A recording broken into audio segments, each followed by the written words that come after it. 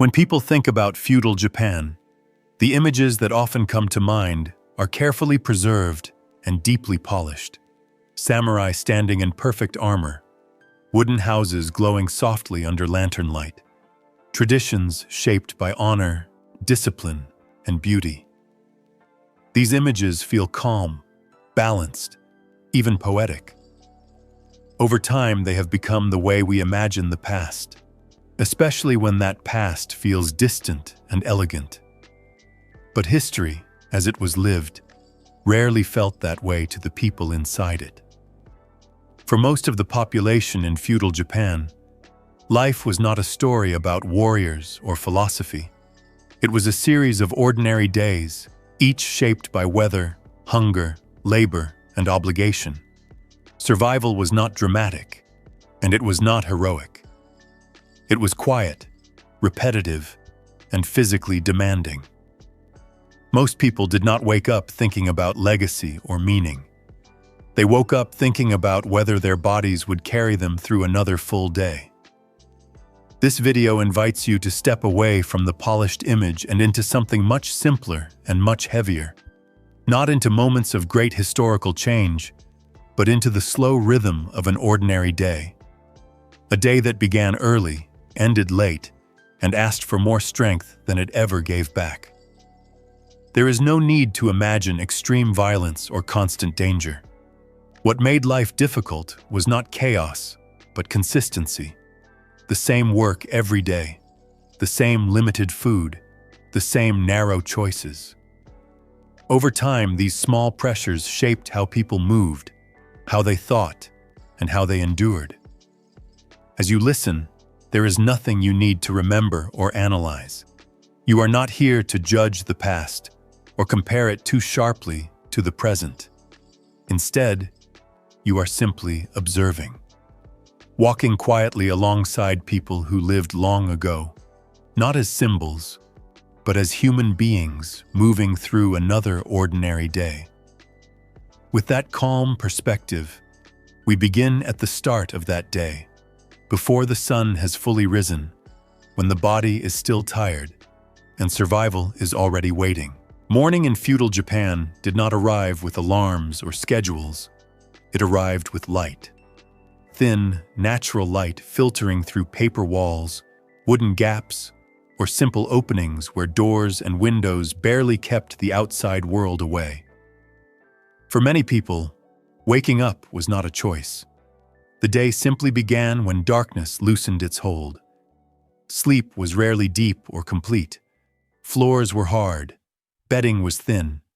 Cold air moved easily through homes built from wood, earth, and paper. In warmer months, humidity clung to the body even at rest. In colder seasons, the chill never fully left. The body learned to accept discomfort as normal, even during rest. When eyes opened, the first feeling was often fatigue that had never truly faded. Muscles remembered yesterday's work. Joints felt stiff from repeated motion. There was no clear separation between one day and the next. Rest was not a reset. It was only a pause.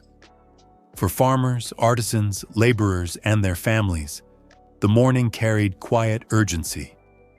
There was no sense of easing into the day.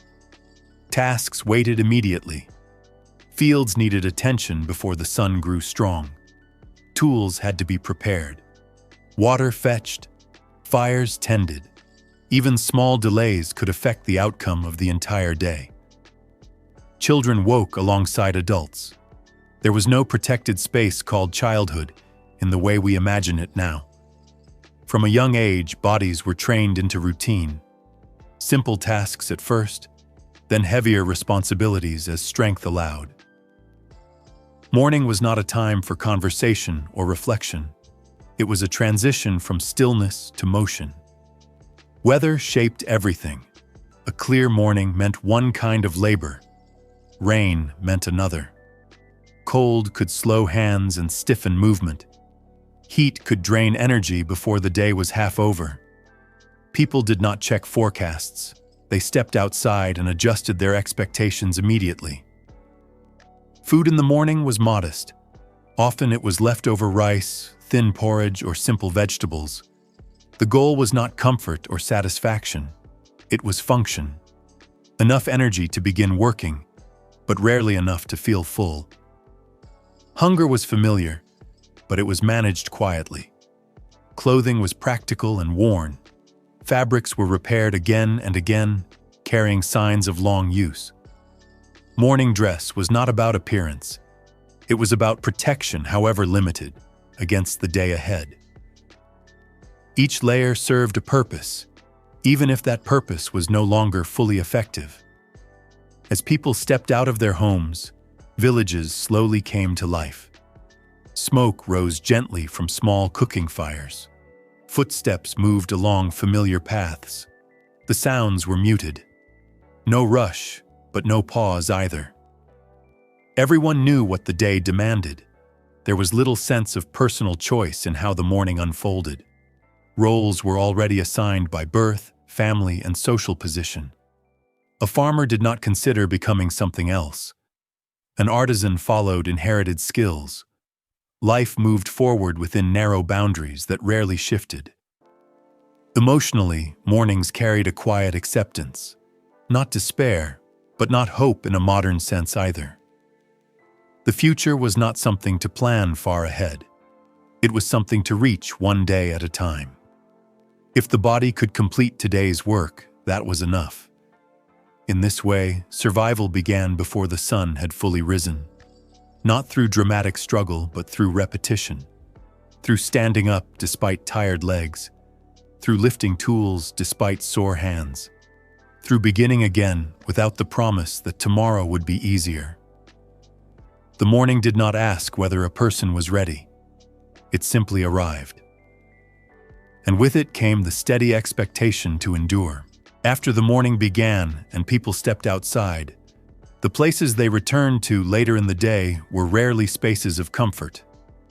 Homes in feudal Japan were not built to last generations in the way modern houses are imagined. They were temporary by nature, shaped by available materials, local customs, and the constant need to adapt rather than endure. Most houses were constructed from wood, earth, and paper. These materials were light and flexible, which helped in certain conditions, but they also meant that walls offered little protection from cold, heat, or sound. Wind slipped easily through cracks.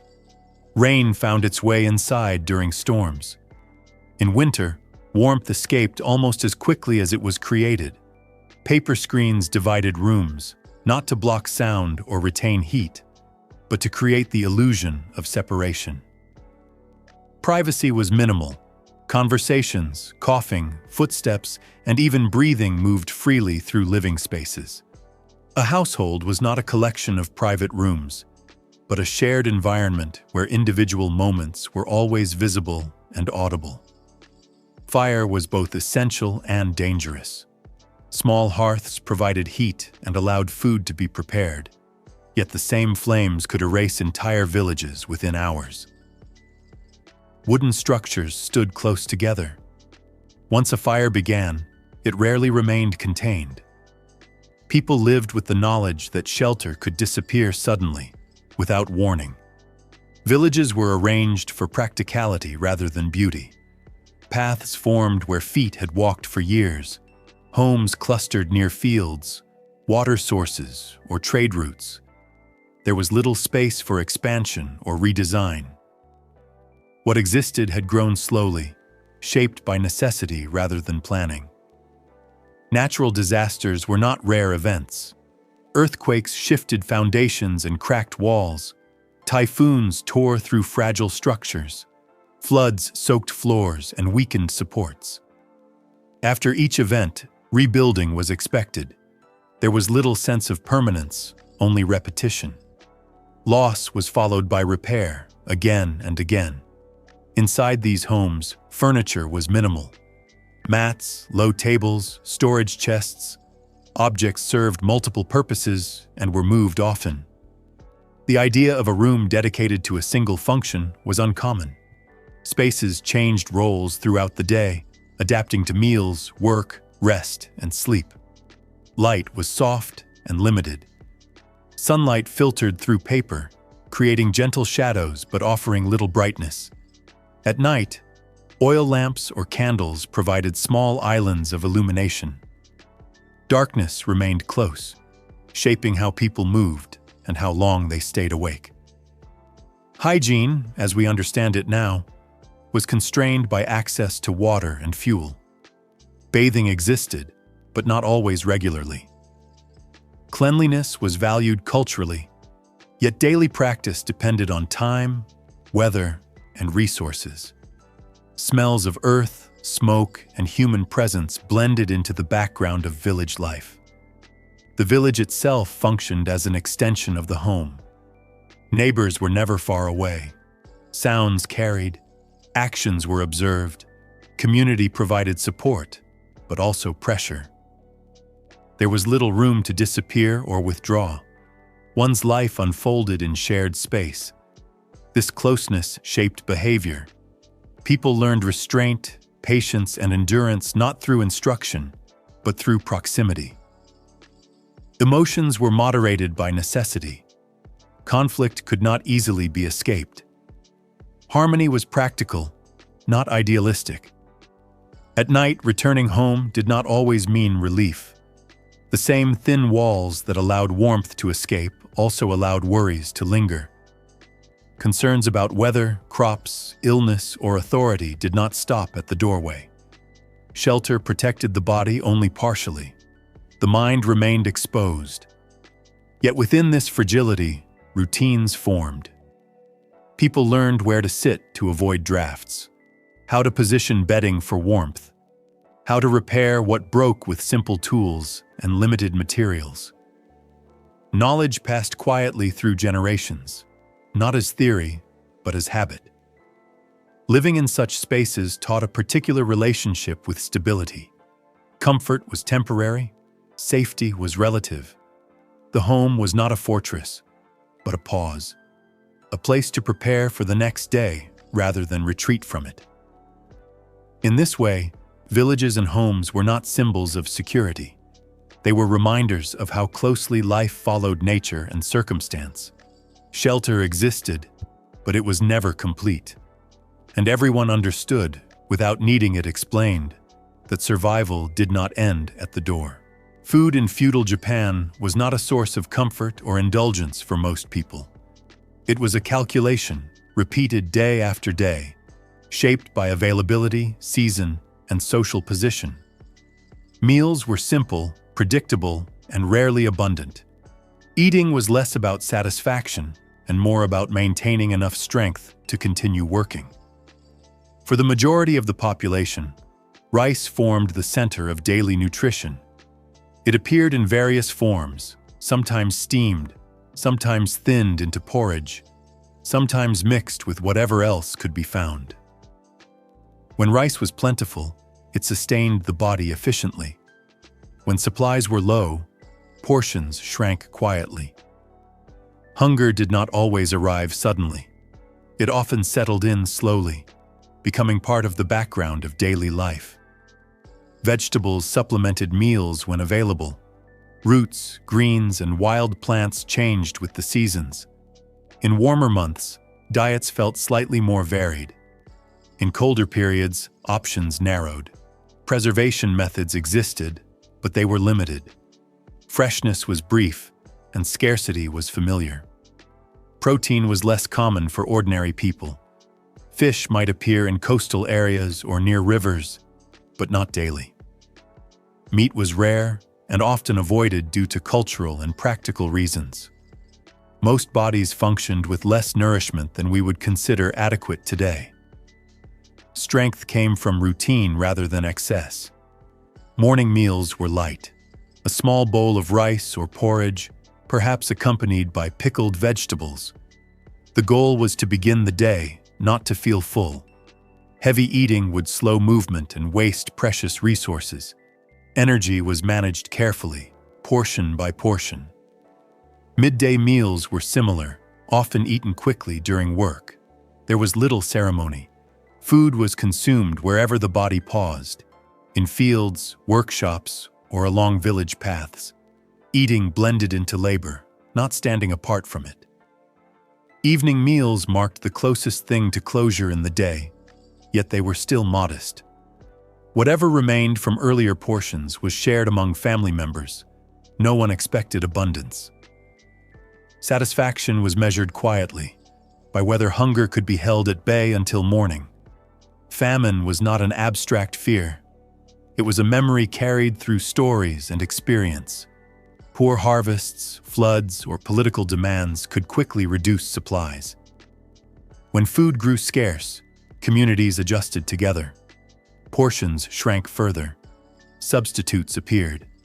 Endurance became collective. Children learned early to eat what was given without complaint. Preference was not encouraged. Food was not personalized. It belonged to the household and the season. Waste was unthinkable.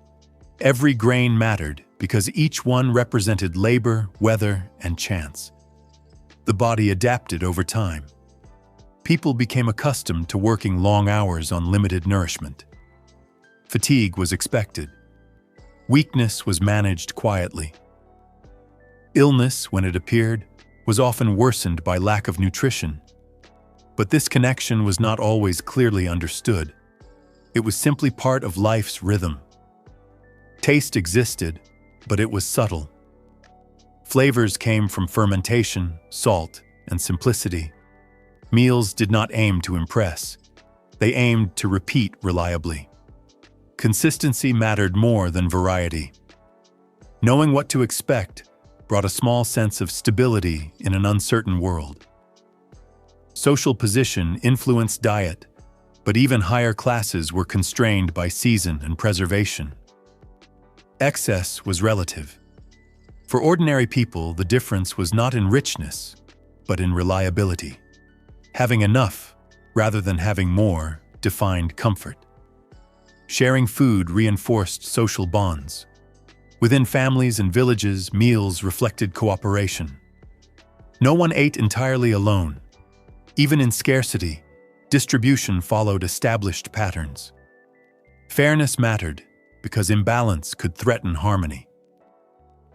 Emotionally, food carried little drama. There were no celebrations attached to daily meals. Gratitude existed, but quietly. Eating was another task completed, another requirement met. Pleasure was secondary to function. As night approached and the last meal settled, the body prepared for rest.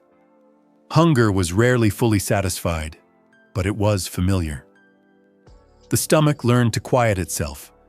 The mind accepted the pattern.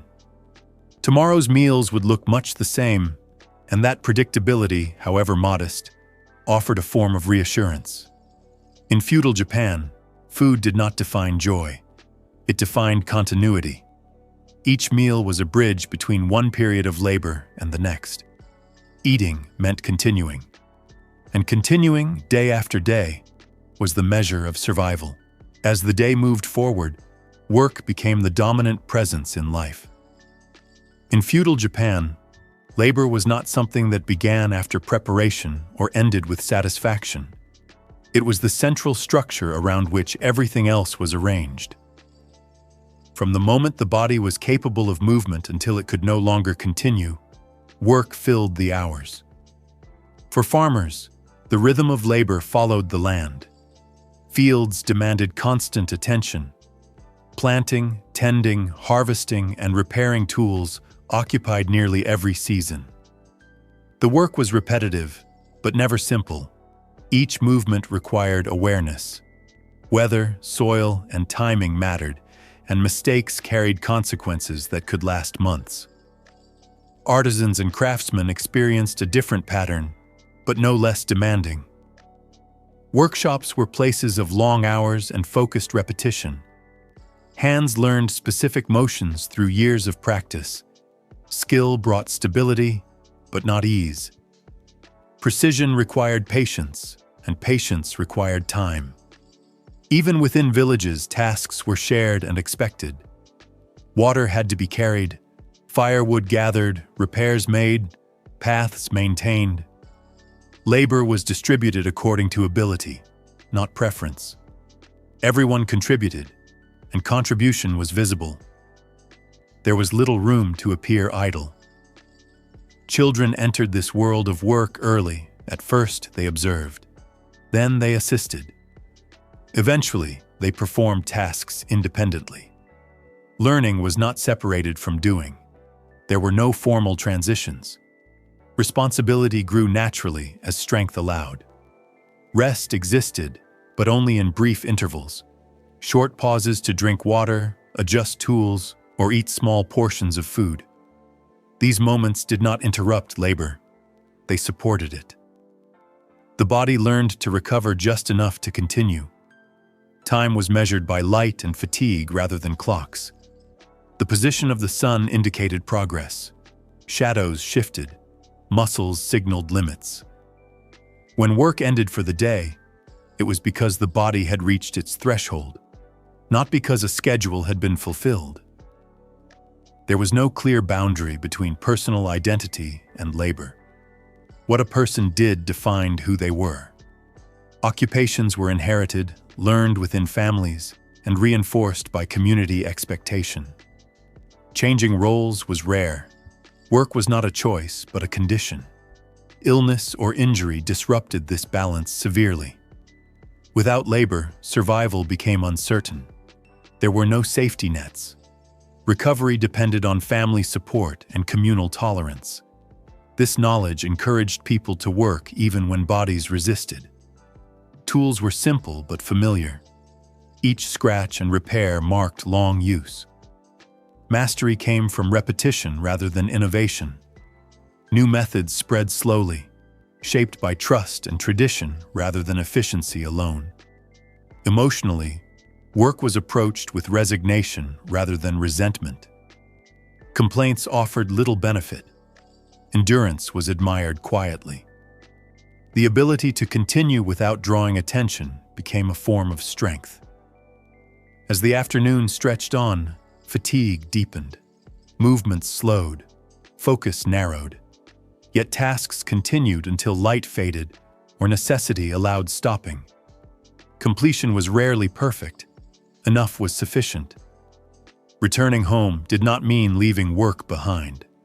Tools were cleaned, supplies checked, plans adjusted for the following day. Labor extended beyond physical effort into mental preparation. In this environment, work shaped posture, health, and thought. Bodies adapted to strain. Minds accepted repetition. Life became a sequence of tasks connected by necessity rather than ambition. By the time evening approached, the body carried the full weight of the day. Work had defined time, purpose, and survival. There was little distinction between effort and existence. To live was to work, and to work was to endure. As evening approached and the body began to slow, another force remained constant and unchanged throughout the day. This force did not depend on weather, strength, or effort. It was present from birth and followed each person through every stage of life. The social order of feudal Japan shaped how people moved, spoke, worked, and imagined their future. Society was arranged in clear layers, and each layer carried its own rules. These divisions were not abstract ideas. They were felt daily in clothing, speech, labor, and access to resources. A person did not need to be reminded of their place. The world around them reflected it continuously. For most people, birth determined nearly everything. Occupation, expectations, and limits were inherited rather than chosen. A farmer's child grew up among fields and tools. An artisan's child learned specific skills through observation and repetition. The path ahead was visible early, and deviation was rare. Movement between classes was extremely limited. Stories of change existed, but they were exceptions remembered precisely because they were unusual. For the majority, stability meant remaining where one had always been. Ambition was not framed as reaching upward, but as fulfilling one's role well enough to avoid trouble. Rules governed behavior carefully. Who could wear certain fabrics, carry certain items, or speak in particular ways was defined clearly. These boundaries reduced uncertainty, but also narrowed expression. Individual preference mattered less than maintaining order. Respect flowed upward. Authority was rarely questioned openly. Obedience was not simply expected, it was taught as necessary for harmony. Even when rules felt heavy, resistance carried risks that few could afford. Community reinforced this structure. Neighbors observed one another. Behavior reflected not only on the individual but on the household. Reputation mattered deeply. Acting outside expectation could bring social isolation or punishment. Education followed similar patterns. Knowledge passed through families or guilds. Literacy existed, but it was unevenly distributed. Learning was practical, tied to survival rather than exploration. Curiosity was guided toward usefulness. Emotionally, people learned to regulate desire. Wanting too much was dangerous. Contentment, or at least the appearance of it, offered safety. Acceptance became a skill, practiced quietly over time. The social order also shaped how people viewed authority figures. Lords, officials, and warriors occupied distant roles. Their decisions affected daily life, but their presence was often indirect. Power was felt more than seen. This distance encouraged caution. People learned when to speak and when to remain silent. Words were chosen carefully. Silence often communicated more effectively than complaint. Within families, hierarchy repeated itself. Elders guided decisions. Younger members listened. This structure provided continuity, but limited individual expression. Life unfolded within familiar patterns. As night settled, these boundaries did not loosen. Even in private spaces, social roles remained intact. Dreams did not always challenge reality. For many, imagination adjusted itself to fit what was possible. Living within fixed boundaries did not mean constant suffering. It meant predictability. Knowing what was expected reduced uncertainty. Yet this predictability came at the cost of freedom. Over time, people learned to measure success differently, not by change or advancement, but by stability. Avoiding conflict, maintaining balance, continuing within one's place.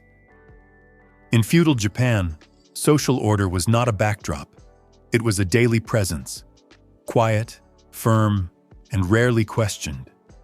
Survival depended not only on physical strength, but on understanding where one stood and moving carefully within those limits. As the day moved toward its later hours, the presence of authority remained steady, even when it was not visible. In feudal Japan, law did not announce itself loudly or constantly. It existed in the background, shaping choices through memory, reputation, and quiet caution. Most people did not encounter officials or punishment daily, yet the influence of authority guided behavior from morning until night.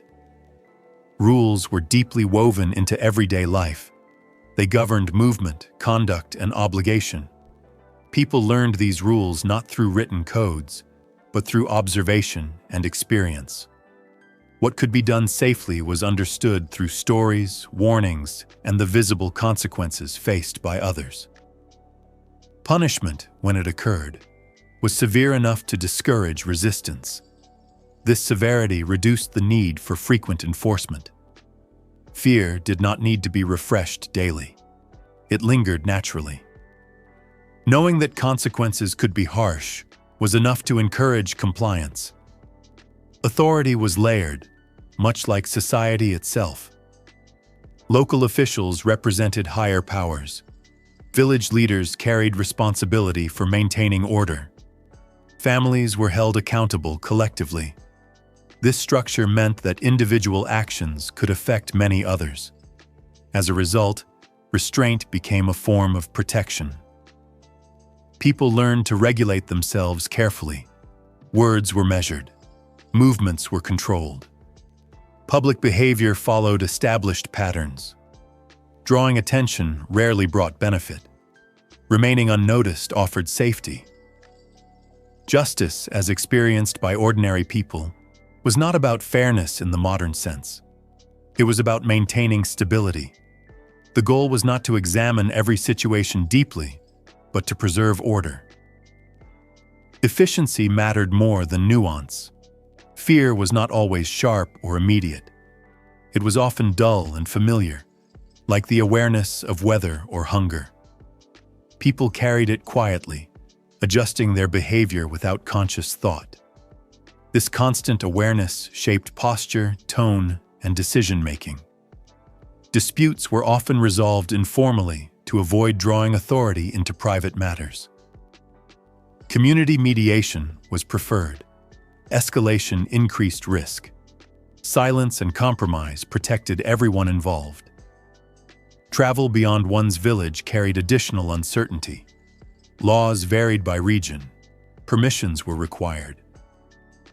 Being in the wrong place at the wrong time could lead to questioning or suspicion. For most people, staying close to home felt safer. Authority figures themselves were distant. Many people would go their entire lives without direct contact with higher officials. Yet their influence was felt in taxes, labor demands, and restrictions. Power operated through structure rather than presence. This distance made authority feel abstract but unavoidable. Decisions came from above, often without explanation. Acceptance was not always agreement, but resistance was rarely practical. Children absorbed these realities early. They watched adults lower their voices, pause before speaking, and show respect automatically. Fear was not taught directly. It was learned through example. As evening approached and daily labor slowed, authority did not disappear. Curfews, expectations, and boundaries remained. Night did not offer freedom. It simply shifted the form of vigilance. Emotionally, this environment encouraged caution over expression. People learned when to stop themselves before crossing invisible lines. Survival depended as much on restraint as on effort. Law and authority were not experienced as constant oppression, but as a framework that limited possibility. Within that framework, people learned how to move carefully. Over time, this careful movement became instinct. In feudal Japan, order was not maintained through constant force, but through understanding. Knowing what could happen was enough. Fear did not dominate every thought, but it quietly guided behavior, shaping lives without needing to announce itself. As daylight faded and work slowed, the body carried more than fatigue.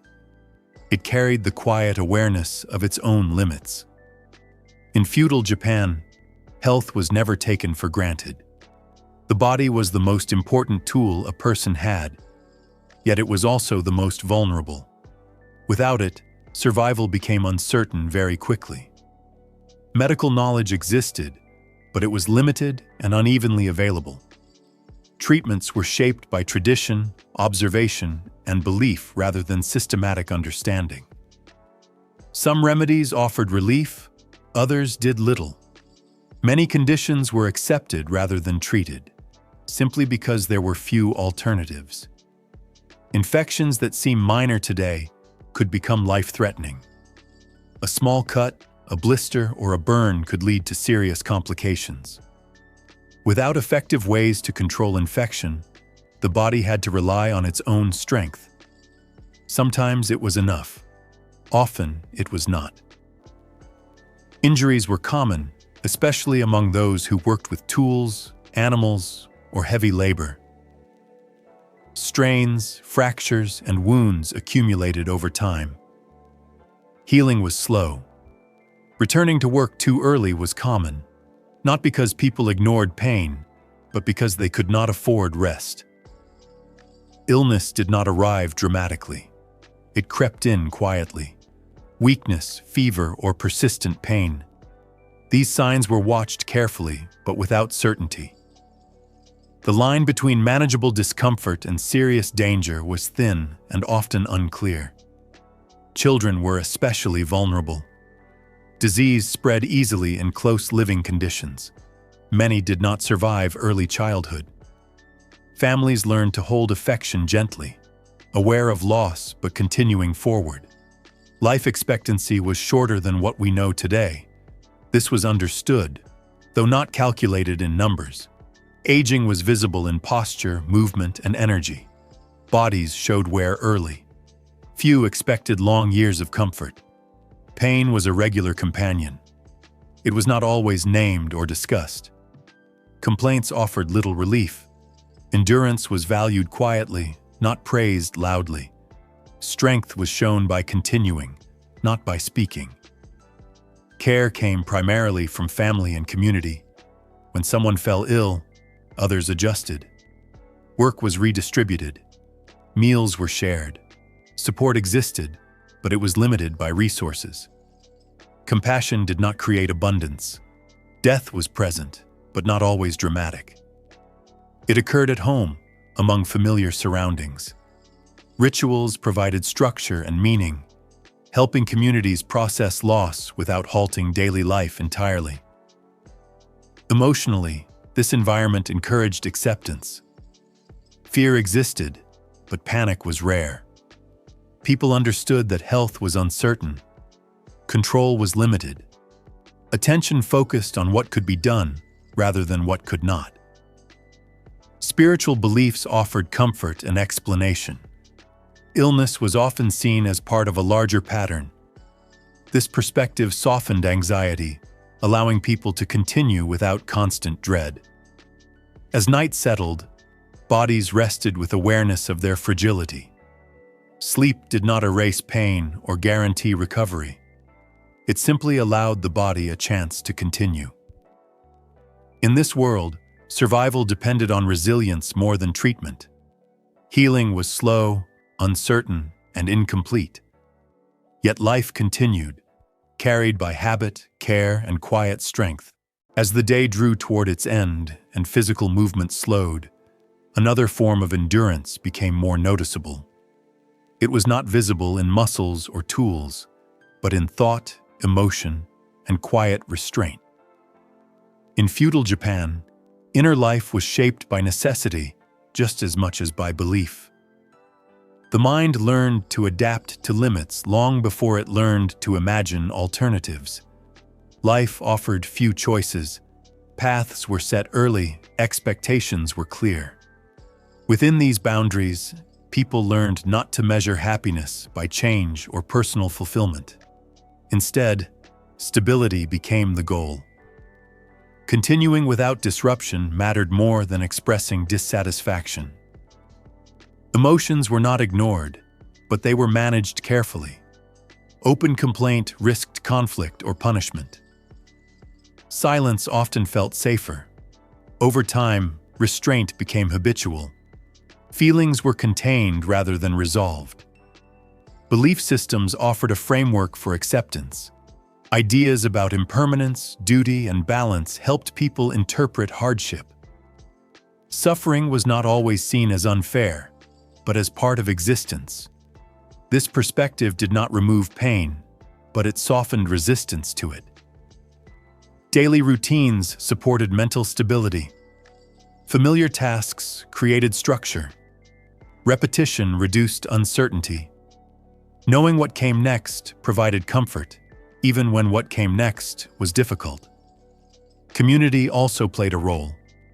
Shared experience reduced isolation. People rarely faced hardship alone. Even without direct discussion, awareness of collective endurance offered reassurance. Leisure, as we imagine it now, was limited. Moments of rest existed, but they were brief and unremarkable.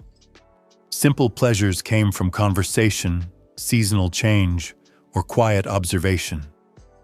These moments did not distract from hardship, but they balanced it gently.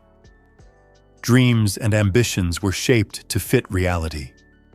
Wanting too much created tension. Contentment was learned gradually, through adjustment rather than fulfillment. Reflection often occurred in still moments, walking familiar paths, sitting quietly at day's end, watching light fade. These moments allowed the mind to settle without forcing resolution. Children absorbed these patterns naturally. They learned not through instruction, but through observation. Emotional control became part of maturity. Fear, uncertainty, and hope existed together. None fully dominated. Life continued within this emotional balance, steady and contained. As night deepened, the mind prepared for rest. Thoughts slowed. Worries remained, but they softened. Sleep offered temporary release, not escape, and that was enough. Mental endurance did not require optimism. It required acceptance. In this way, inner life supported survival just as physical strength did. As the day finally reached its close, there was no dramatic ending, no clear sense of accomplishment, no moment where effort transformed into reward. What remained instead was something much quieter. The simple fact of having made it through another day. In feudal Japan, survival was not measured by progress or improvement. It was measured by continuity. Waking up again. Returning to familiar paths. Holding the body together long enough to repeat what had already been done countless times before. This repetition was not failure. It was achievement. History often remembers moments of change. Battles, rulers, reforms, and turning points. But most lives did not intersect with these events in meaningful ways. The majority of people lived within the same patterns year after year. Their stories were not written because they did not interrupt history's direction. They sustained it. Each ordinary day required coordination between body, environment, and community. Food had to last. Work had to be completed. Relationships had to remain stable. Illness had to be endured. Authority had to be navigated carefully. None of these tasks alone defined success, but together they formed a delicate balance that could easily collapse. Survival demanded attention without constant reflection. Thinking too far ahead created anxiety. Dwelling too long on hardship offered no relief. People learned to stay close to the present. Today's work, today's meal, today's rest. The absence of recorded names does not imply insignificance. These lives formed the foundation upon which everything else stood. Fields were planted. Goods were produced. Communities continued. Without this steady endurance, nothing celebrated by history could have existed. There was also dignity in this endurance, though it was rarely described that way at the time. Strength was shown through consistency. Care was shown through sharing limited resources. Responsibility was carried without recognition. As night settled and homes grew quiet, people did not reflect on whether their lives would matter beyond their village. That question did not shape their actions. What mattered was whether tomorrow could be faced with enough strength left to begin again. Survival required restraint, knowing when not to speak, when not to resist, when to conserve energy. These choices were not signs of weakness. They were adaptations learned over generations. Pain, loss, and uncertainty were familiar, but they were not constant emergencies. They were conditions of life. By accepting this, people reduced the emotional weight they carried. Endurance became normalized. From a modern perspective, this may appear limiting or bleak. Yet within this framework, people found meaning through connection, routine, and contribution. Life did not need to expand to feel complete. It needed to continue.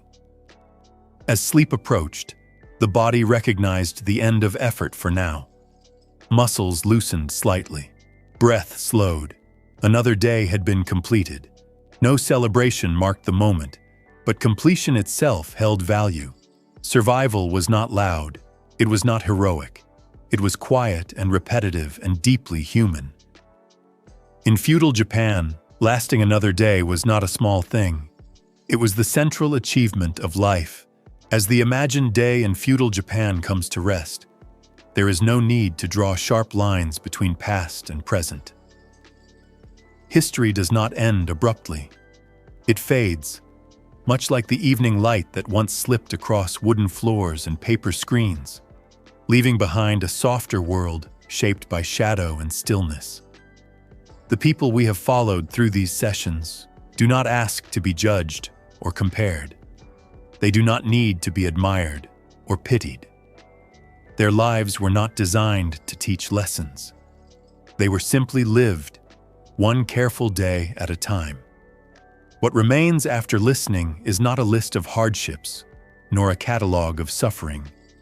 What remains is a sense of rhythm, a pace of life that moved slowly because it had to, a way of existing where attention stayed close to the ground, close to the body, close to what was immediately necessary.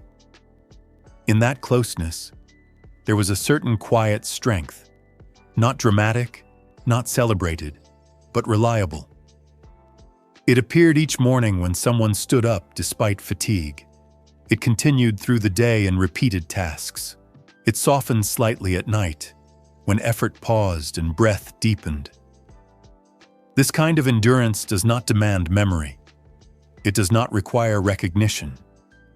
It simply continues, and in continuing, it sustains everything else. As listeners in the present, we are surrounded by choices, information, and constant movement. Our lives expand outward, pulling attention in many directions at once. Against that backdrop, the past can feel distant, even unreal. Yet the human body has not changed as much as the world around it. Fatigue still accumulates. Repetition still comforts. Routine still steadies the mind. Rest is still necessary. The people of feudal Japan did not have language for stress or mental overload, but they understood exhaustion deeply. They understood the need for quiet. They understood the relief of night. As darkness settled in their world, sounds softened, tools were set aside, movement slowed. The mind, trained by routine, knew what this stillness meant. It was time to stop asking effort from the body. Sleep did not promise escape. Tomorrow would bring the same demands. But sleep offered restoration, a brief return to balance. This is where the past gently meets the present. You do not need to imagine yourself surviving their life. You do not need to measure your strength against theirs. The value lies not in comparison, but in recognition. Humans have always lived with limits. They have always adapted. They have always rested when they could. The stories we rarely hear are not missing because they lack meaning. They are quiet because they were shared through action, not words. Through continuity, not change. As this journey closes, there is no conclusion to reach, no lesson to summarize, no insight to hold tightly. There is only a gentle awareness that life has always required effort, and rest has always followed effort when possible. You are not carrying the weight of a feudal village. You are not bound by rigid hierarchies or seasonal survival, but you are still human, and your body still responds to calm in the same way theirs once did. Allow your attention to narrow now, just as theirs did at the end of the day. Let thoughts lose their urgency. Let the need to understand dissolve into simple presence. Breathing becomes slower without instruction.